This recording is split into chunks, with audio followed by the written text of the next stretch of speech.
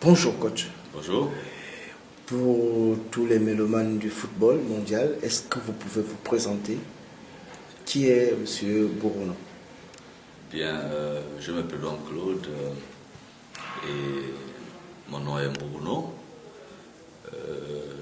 J'ai commencé ma carrière en tant que joueur très jeune dans les établissements primaires, ensuite secondaires et puis universitaires. Ensuite, ce n'est qu'à l'université des sports où j'ai pu m'intéresser spécifiquement au football. Et là, donc, j'ai eu à passer mes diplômes. Et au sortir de là, nous avons commencé à exercer auprès des clubs de la Ligue 1 au Gabon en 83 avec l'ASO Prague comme joueur-entraîneur. Ensuite, je suis allé à Shell Gabon, qui a été après appelé Mbidinga FC. Et donc, j'ai travaillé comme adjoint avec des entraîneurs expatriés,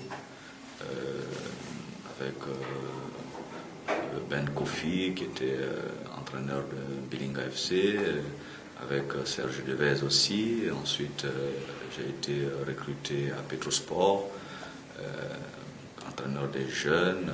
Là, nous avons eu à travailler, à faire de la formation. Et c'est là où on a sorti les Germain Mendon, les Girojin Zamba, les Etienne Kassangoma. Au préalable, avec Shell FC, j'avais pratiquement en catégorie des cadets, j'avais donc parfait. En fait, je les cite, c'est simplement pour avoir une certaine référence. Donc, c'est un peu ça. Et donc, je me suis focalisé beaucoup dans la formation et bien entendu au football d'élite, donc en tant qu'adjoint de l'entraîneur principal. Et nous avons collaboré souvent comme ça, que cela soit au niveau de Shell, que cela soit au niveau de Petrosport. Donc voilà un peu les deux grands clubs où j'ai vraiment fait mes classes. Mais j'ai beaucoup appris et beaucoup exercé, c'est surtout à l'AS Petrosport avec Angel Marcos comme entraîneur principal. Et ensuite avec Schmitz, un Allemand aussi, qui avait remplacé Angel Marcos à cette époque-là. Et puis, au sortir de là, donc, j'ai exercé aussi, je suis reparti maintenant à Mbidinga FC, et là, j'ai eu à mettre en place donc, une deuxième division qui était susceptible à pouvoir prendre place l'équipe de la première division, parce qu'il y avait des joueurs qui étaient déjà arrivés à leur cycle de maturation. Ensuite, donc, cumulativement avec cette fonction, donc, j'étais enseignant d'éducation physique et sportive dans un lycée de la place. Donc, j'ai eu mes diplômes depuis 1983 et j'ai exercé cela, et ça m'a permis d'acquérir encore beaucoup d'expérience auprès des jeunes au niveau de l'éducation physique et auprès aussi de ces mêmes jeunes en pédagogie active au niveau des clubs au championnat civil. Bien, alors j'ai eu aussi à participer à l'évolution d'un club de la place en D2 qui cherchait à faire sa montée en première division, qu'on a appelé Aigle Vert. Et puis après, bon, je suis allé mettre en place une structure qu'on appelle actuellement ASCO, Association sportive des chrétiens omnisports. Et bon, actuellement elle existe, donc c'est un club dont j'ai été l'un des fondateurs. Et aujourd'hui, j'ai été aussi à l'époque chargé de l'Office gabonais des sports scolaires et universitaires dans la province de l'Ogo-Maritime. Donc là, ça rentre dans le cadre du management de conseiller en éducation physique et sportive. Parce que auparavant, j'ai passé 3 années à l'université d'Abidjan, l'université de sport d'Abidjan, où j'ai eu à prendre même l'équipe de l'université durant 2 années qui cherchait un titre depuis pratiquement un bon bout de temps. Et que donc, avec ma venue et le travail qui a été fait, nous avons pu remporter le titre la première année, et la deuxième année, nous avons été éliminés en finale. Donc voilà un peu ce qui m'a valu quand même des éloges au niveau de la Côte d'Ivoire. voir. Et puis ça m'a permis de tisser des liens d'amitié encore avec Yo Martial, avec M. Timité, et puis avec M. Ouattara. Et nous avons gardé de bons rapports jusqu'à présent. Eux en tant que professeur et moi en tant qu'élève. Et au sortir de là, donc, je suis rentré au Gabon. Rentré au Gabon, on m'a donné l'équipe nationale des cadets. Et j'ai eu à travailler avec Christian Coste. Et après cette équipe nationale des cadets, donc, j'ai été promu en fait comme adjoint avec Michel de Wolf à l'équipe nationale A. Et nous avons eu à mener l'équipe nationale au préparatif de la CAN, je crois, 2004. 2004, oui, voilà, c'était celle-là. Et bon, malheureusement, nous avons perdu notre billet, notre ticket de passage à Malabo parce qu'on avait perdu en Guinée équatoriale.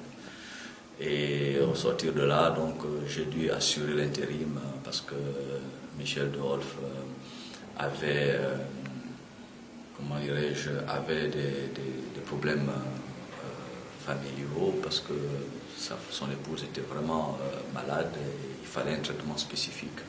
Il est parti et il n'a plus la possibilité de revenir, donc j'ai dû prendre l'équipe et puis assurer l'intérim pendant le match contre la Sierra Leone. Ça s'est très bien passé. Ça s'est très bien passé et puis la fédération m'a donné la possibilité de continuer ce mandat jusqu'à la phase préliminaire contre le Rwanda, contre le Burundi. Nous avons fait un 0-0 à l'aller à l'extérieur et puis bon, au retour à Libreville, nous les avons gagnés par le score de 3-1, ce qui nous a qualifiés automatiquement pour le tour suivant. Et c'est là, en principe, où j'ai cédé le fauteuil à Gersino qui a dû prendre la suite du travail. Et donc, au sortir de là, j'ai assuré l'intérim, enfin, j'ai assuré travailler en collaboration avec Gersino pendant ce temps. Et puis, donc, j'ai dû être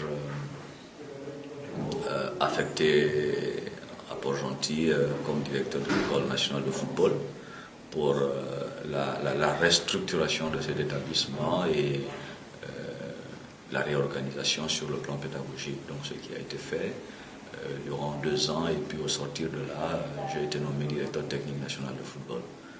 Donc voilà un peu un parcours, mais auparavant, avant de jouer le Burundi, nous avons participé à un tournoi de football en Algérie lors d'un tremblement de terre. Donc il y a eu un tournoi qui a été organisé un peu pour rassembler le peuple algérien qui ont subi beaucoup de pertes humaines. Et donc ce tournoi, j'ai été entraîneur principal pendant la période d'intérim. Donc nous avons fait un très bon parcours. Je crois qu'on a eu à faire 2 victoires et un nul.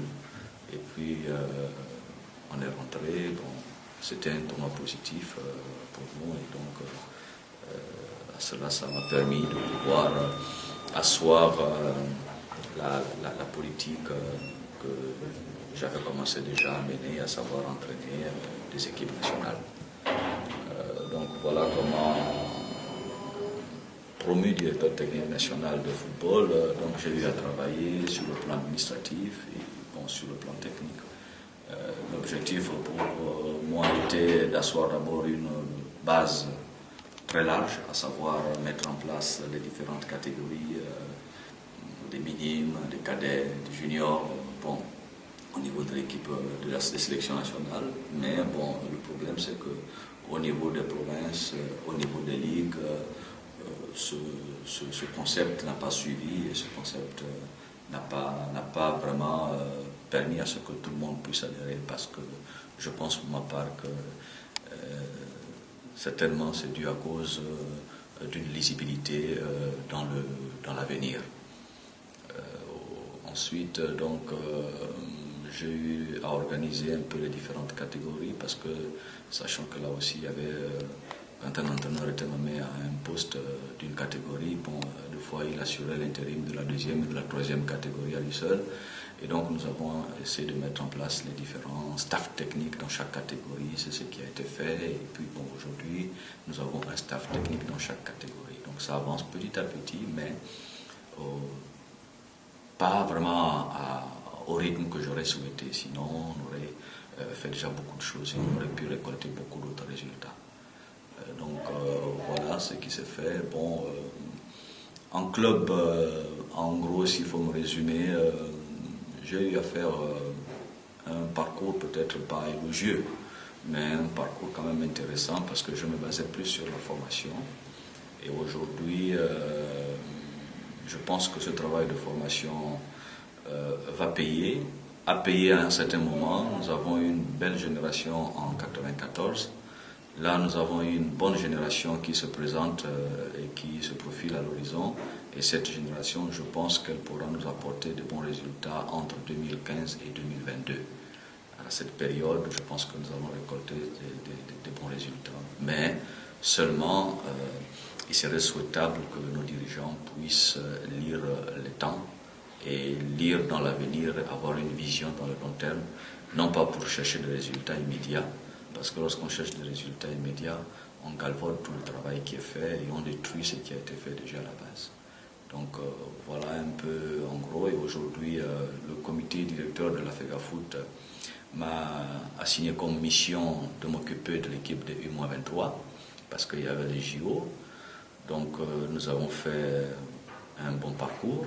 C'est vrai qu'il y avait aussi les Jeux africains de Maputo qui ne nous ont pas souri parce que nous avons perdu les 2 matchs et vous savez, 2 compétitions d'affilée, c'est pas évident. Donc on a fait un choix et le choix était les JO. Donc nous sommes concentrés plus vers les JO et donc nous avons joué le Swaziland et match aller nous l'avons remporté, le match retour nous l'avons remporté. Ensuite ça a été le Mali dans la première phase.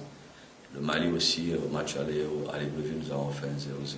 Et puis bon, retour, Dieu nous a fait grâce de gagner cette rencontre par 1-0, ce qui nous a qualifié pour la Coupe d'Afrique des Nations des U-23 pour sa première édition. Et donc à cette CAN, nous avons la première rencontre perdue devant l'Égypte. Et puis la deuxième devant l'Afrique du Sud, nous avons fait un score nul, 1-1. Et la troisième rencontre contre la Côte d'Ivoire, nous l'avons remportée par 3-1. Et la demi-finale était face au Sénégal. Là aussi, nous avons dû arracher vraiment, jouer avec le cœur et nous avons pu remporter cette bataille aux prolongations par 1-0. Et la finale, bon, comme vous le savez, c'était contre le Maroc, le pays organisateur. Où nous avons vraiment, avec beaucoup de difficultés, pu remporter cette victoire sur le score de 2-1. Voilà un peu, donc tous ces résultats nous ont permis, d'une part, pour la première fois de notre pays, nous avons la possibilité de participer à cette compétition des Jeux Olympiques en matière de sport collectif, précisément au football. Et puis, bon, d'autre part, nous avons pu ramener un trophée au pays, à savoir le trophée de champion d'Afrique des U-23 dans sa première édition. Et là, nous sommes dans la troisième phase de préparation, à savoir de janvier 2012 jusqu'en août 2012.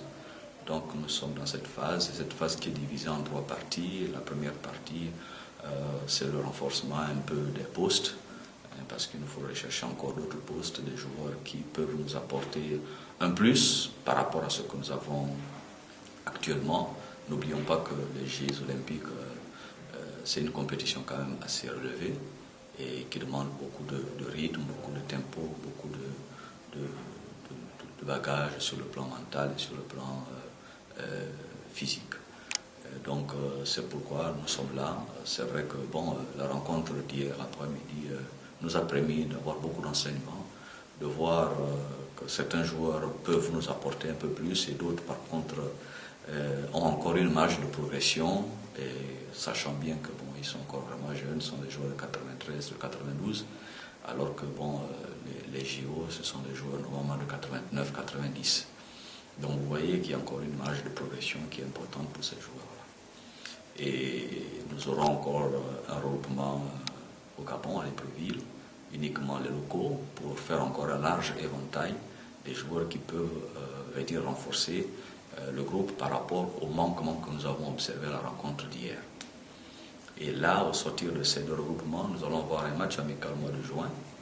Et là, certainement, nous allons commencer à élaguer et à recueillir les meilleurs éléments, mais en sachant que le noyau ne doit pas être, ne doit pas être disloqué. Voilà, il nous faut garder ce noyau, parce que ce noyau a déjà des acquis et des prérequis qui nous permettraient éventuellement de continuer avec ceux qui vont intégrer le groupe. Puis, à cet instant, nous allons maintenant rentrer dans un stage bloqué de 2 semaines avec des matchs amicaux. On nous a souhaité, si possible, faire un tournoi et on verrait un peu le rythme, l'intensité et puis comment est-ce que les joueurs vont pouvoir se comporter face à des adversaires de notre calibre, d'une autre catégorie, parce que il nous faut élever le rythme de jeu et il nous faut augmenter le temps de jeu de chaque joueur. Et là, nous allons dégager la liste de 18 joueurs. Et ces 18 joueurs, en principe, iront en stage bloqué à partir du 9 juillet jusqu'au 23 pour nous retrouver directement à Londres entre le 26 juillet jusqu'au 12 août. Donc voilà un peu, en gros, le programme que nous avons esquissé. Bon, maintenant, comme je vous ai dit que c'était une mission qui m'avait été assignée, mais bon, on va voir comment est-ce qu'avec le comité exécutif de la Fédération camerounaise de football, s'il souhaite que je continue cette mission ou bien que cette mission soit attribuée à quelqu'un d'autre. N'oublions pas quand même que je suis le directeur technique national et assumer les 2 fonctions, c'est vrai, mais il faut que je sache quand même où je vais pour que je puisse faire un travail conséquent. Oui, merci coach. Nous avons suivi votre parcours, nous avons vu un tout petit peu, vous êtes quelqu'un qui a une abnégation à la formation. Mais ce que nous aimerions savoir, coach, vous arrivez, vous êtes directeur technique, vous êtes aujourd'hui entraîneur principal des moins de 23 ans, vous êtes à la tête de cette équipe, vous les faites qualifier pour les Jeux Olympiques. Et surtout, vous remportez le titre de champion d'Afrique, qui est le premier titre continental pour le Gabon. C'est quoi votre philosophie du foot? Comment vous avez fait pour arriver à avoir ces résultats en si peu de temps? Bien. C'est vraiment pas compliqué, mais c'est complexe. Complexe parce que j'ai d'abord premièrement une foi chrétienne qui me permet de baser ma philosophie sur un élément important qui dit si vous voulez que les autres fassent quelque chose de bien pour vous, il faudrait que vous le fassiez aussi d'abord pour les autres. Donc en fait, c'est cet échange-là. Et puis, il y a aussi une parole qui dit il y a plus de plaisir à donner qu'à recevoir. Donc, sur cette base, je me consacre un peu dans cette philosophie, à savoir de donner le maximum aux joueurs sur le plan technique, sur le plan tactique et sur le plan mental. Et nous avons intégré une philosophie en 2008, c'est le concept que nous avons appelé l'agressivité. Et cette agressivité dans le bon sens du terme, cette agressivité sur le ballon, cette agressivité dans le jeu. Et ça nous a permis en fait de l'inculquer à certains joueurs qui étaient dans cette catégorie en cadet. N'oubliez pas que nous l'avons aussi introduit au niveau de l'école de foot de Port-Gentil, parce qu'il y a certains éléments qui étaient à l'école de foot qui sont actuellement dans les U-23 et voire même avec les A. Et ce concept nous a permis de nous rendre compte effectivement que après évaluation, nous allons voir effectivement que ce concept nous manquait au niveau du mental, au niveau de l'abnégation et au niveau de la rigueur. Et après avoir mis ce concept en place, nous avons vu les résultats que ça apportait au niveau des cadets, au niveau des juniors et là, au niveau des U-23. Mais la difficulté pas la difficulté, le reste du travail se situe maintenant dans l'harmonisation de la force et de la vitesse. parce que nous avons encore quelques difficultés au niveau de notre championnat, okay, que ce soit chez les jeunes ou chez les adultes, de travailler les deux pour avoir de la puissance. Okay. L'explosivité, nous l'avons, mais il nous faut cette puissance-là. Maintenant, il faut pallier les deux, coordonner les deux, pour que nous puissions amener cela sur le terrain de jeu, c'est-à-dire dans la spécificité du football, à savoir, devant les buts, être plus précis, devant les buts, être explosif, et devant les buts, être adroit. Et chercher vraiment à marquer les buts, parce qu'une équipe, vous pouvez très bien jouer, mais si vous ne marquez pas, bon, on ne demande jamais quelle est l'équipe qui a bien joué, on demande quelle est l'équipe qui a gagné. Ou bien, vous avez gagné? Non. Voilà. Donc on recherche la victoire, et au niveau de l'élite, c'est la performance qui est recherchée. Donc ce concept déjà mis à la base nous apporte, okay, des solutions. Nous l'avons vu même avec les A au niveau de la CAN. Pour certains éléments qui ont intégré les A, ont pu apporter cette dynamique, et je pense que les adultes qui étaient là, sinon les joueurs cadres, ont adhéré, parce qu'ils avaient aussi cette envie de pouvoir faire vraiment un bon résultat au niveau de cette CAN. Donc voilà un peu ce que je peux dire, mais en règle générale, nous avons mis en place ce concept, comme je l'ai dit, au niveau de l'agressivité. Okay, sur le ballon, l'agressivité dans le jeu. Et puis bon, quand on parle un peu de l'agressivité dans le jeu, c'est être présent dans les duels, être le premier sur tous les ballons, et puis sur l'agressivité sur le ballon, c'est vraiment taper ce ballon avec toute l'énergie nécessaire quand on fait une passe à un partenaire. On n'est pas encore arrivé à ce niveau, parce que bon, notre jeu n'a pas encore cette vitesse voulue. Et là aussi, nous nous sommes rendus compte que lorsque nous voulons jouer très vite, nous perdons les pédales. Alors nous avons un certain rythme qu'il faut qu'on mette en place. Et quand on n'arrive pas à le mettre en place, c'est difficile. C'est pour cela, des fois, je dis que nous n'avons pas joué à notre valeur, ou nous n'avons pas joué comme on a l'habitude de jouer. C'est parce que certains principes n'ont pas été respectés. Donc, mais pour qu'on puisse asseoir ces principes et les faire respecter, il est important qu'on puisse commencer déjà à la base. Donc il y a ça. Et puis l'autre principe, c'est d'abord le collectif. On s'appuie sur le collectif dans un premier temps, et pas sur les individualités, mais sur le collectif, sur le mental. Et puis bien entendu, on met en place une certaine harmonie, une certaine compréhension, une certaine ligne de conduite, qui permet à ce que chacun sait ce qu'il a à faire, que cela soit au regroupement ou en dehors du regroupement, et que cela soit sur le terrain. Donc c'est un peu ça. Et l'autre principe, c'est le dialogue, la communication. Discuter avec les joueurs, comprendre leurs appréhensions, leurs doutes, leurs craintes, et leur apporter des solutions par rapport à cela, pour que dans leur esprit, dans leur cœur, ils soient disposés et qu'ils jouent sans ambiguïté possible sur le terrain. Donc nous leur apportons plus de solutions. Eux, ils nous apportent les problèmes. C'est à nous de résoudre ces problèmes-là et de leur apporter des solutions pour qu'ils puissent effectivement travailler. Mais n'oublions pas qu'on n'apporte pas ces problèmes comme question-réponse. Mais en fait, ce qui se passe, c'est qu'il y a un problème qui est posé sur le terrain. Et c'est aux joueurs de trouver la réponse, la solution. Et nous leur offrons des petits éléments de réponse, et c'est à eux de s'engouffrer dans ces réponses pour trouver la solution au problème qui est posé. En fait, il y a une conscientisation du joueur pendant la séance d'entraînement. Donc on le fait prendre conscience de ses erreurs, on le fait prendre conscience des fautes qu'il a eu à commettre pour lui amener à performer et à devenir meilleur. Je prendrai un exemple pratique. Un joueur qui est devant les buts, on a une séance de tir au but.